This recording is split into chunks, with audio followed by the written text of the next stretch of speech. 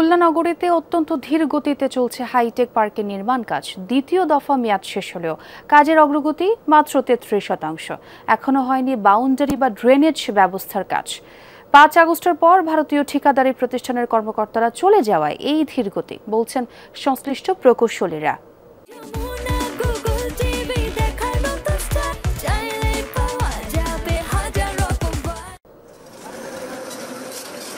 খুলনার পশ্চিম রূপসা এলাকা, চারপাশ টিন দিয়ে ঘেরা এই জায়গায় চলছে হাইটেক পার্ক নির্মাণের কর্মযজ্ঞ।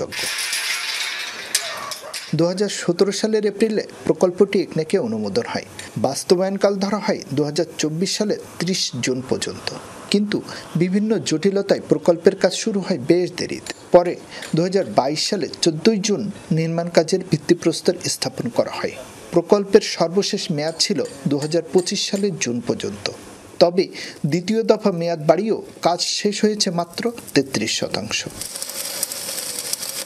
প্রকৌশলীদের দাবি, 5 আগস্টের পর চলে যান ভারতীয় ঠিকাদারি প্রতিষ্ঠানের কর্মকর্তারা। এতে বন্ধ হয়ে যায় কাজ। চলতি বছরের মার্চ থেকে আবার কাজ শুরু হলেও চলছে অত্যন্ত ধীর গতিতে। 7 তলা স্টিল স্ট্রাকচারের ভবনের কাজ হয়েছে 3 তলা পর্যন্ত। এদিকে বাউন্ডারি ওয়াল, ড্রেনেজ ব্যবস্থা কিংবা ইলেকট্রোমেকানিক্যাল কাজের কোনোটি শুরুই হয়নি এখনো।